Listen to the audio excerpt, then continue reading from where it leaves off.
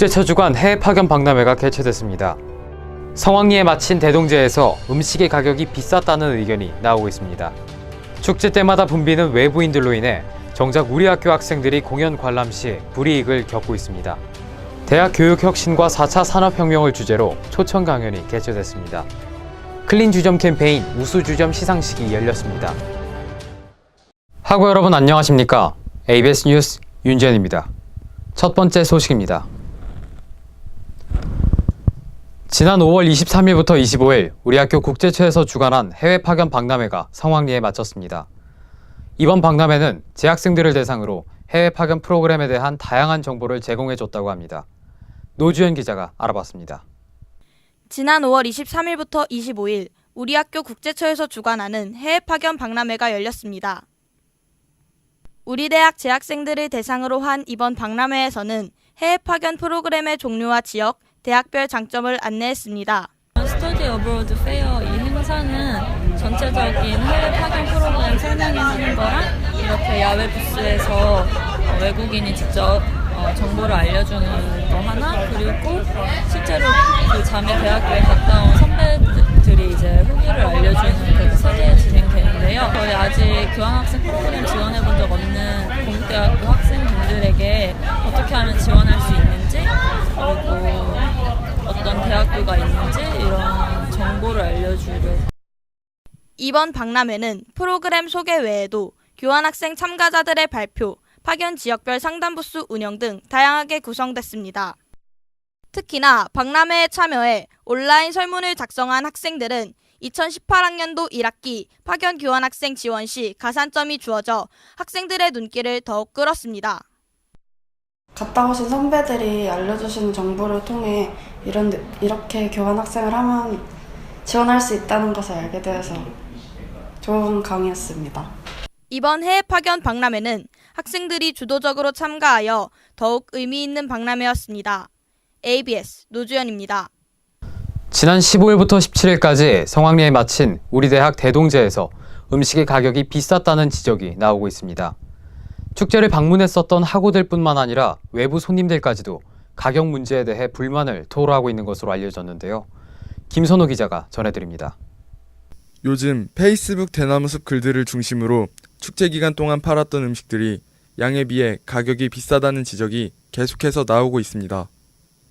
시중에서 판매되는 가격보다 높게 책정된 음식들과 상대적으로 적은 양은 축제를 즐기는 학우들에게 비용적인 측면에서 부담을 줬습니다. 뿐만 아니라 부스의 요리를 조리하는 과정에서 위생장갑 없이 요리를 하고 땅이나 식탁에 흘린 음식물들을 제대로 처리하지 않아 비위생적이라는 지적도 같이 나오고 있습니다. 음식의 맛은 괜찮은데 가격이 다소 비싸다는 생각이 들었으니 충분한 양의 음식을 먹을 수가 없었던 것 같습니다. 이와 같은 학우들의 지적에 대해 주점을 직접 운영했던 학생회 측은 어떻게 생각하는지 들어봤습니다. 다른 그냥 일반적인 음식점에 비해서는 가격이 좀 비싼 편인 거는 맞고 양도 그렇게 많지는 않은 것 같은데 1년에 한두 번밖에 안 열리는 행사 특성상 조금 개선될 필요는 있다고 생각합니다. 위생 부분에서 필요한 물품들 같은 걸 학교 측에서 조금 더 지원을 해줬으면 하는 바람이 있습니다. 어느 해보다 성공적으로 끝났다고 평가받는 이번 축제.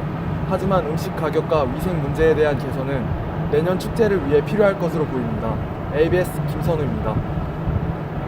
화려한 라인업과 행사들 덕분에 너무나도 유명해진 우리 대학 대동제. 학교는 축제 때마다 외부인들로 붐빕니다.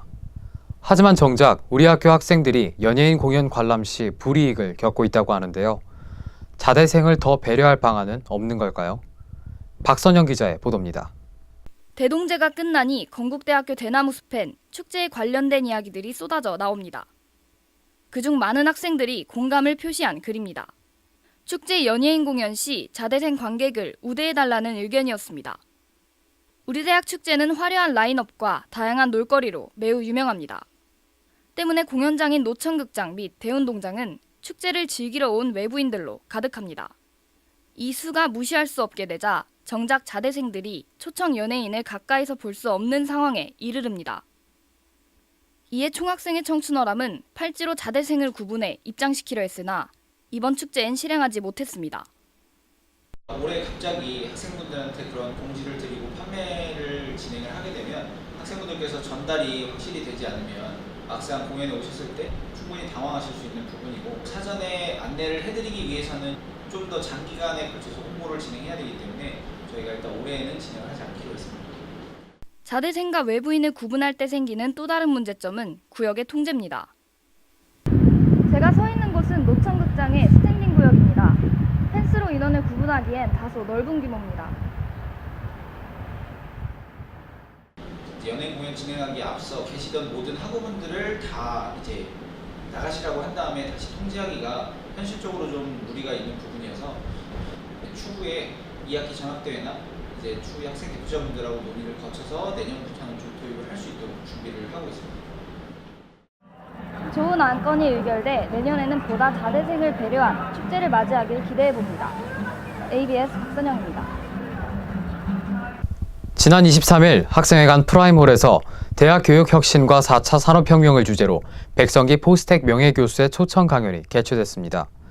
민상기 총장과 교무위원 그리고 학과 주임 교수를 비롯한 내빈들이 참여한 이번 강연에서는 4차 산업혁명 시대에 대비하는 대학의 구조적 개혁에 관한 내용이 언급됐습니다.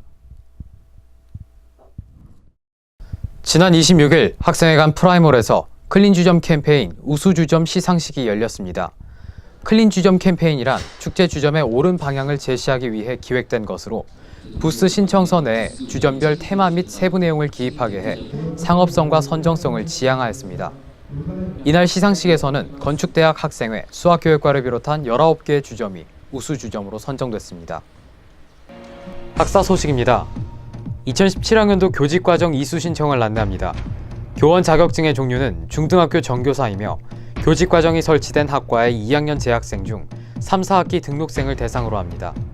신청기간은 6월 7일 수요일 오후 4시까지며 신청서를 출력해 본인이 직접 확인, 날인하여 소속 학과 사무실에 제출해야 합니다. 보다 자세한 사항은 우리 대학 홈페이지를 통해 확인하시기 바랍니다. 2017년 예비 창업 동아리 및 창업 스터디 모집을 안내합니다.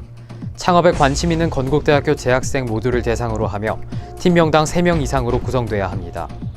모집 기간은 6월 2일 금요일 오후 5시까지며 선정 결과는 6월 13일에 개별 통보됩니다. 관심 있는 학우 여러분들의 많은 참여 부탁드립니다. 공공기관과 함께하는 사회봉사 프로그램을 안내합니다.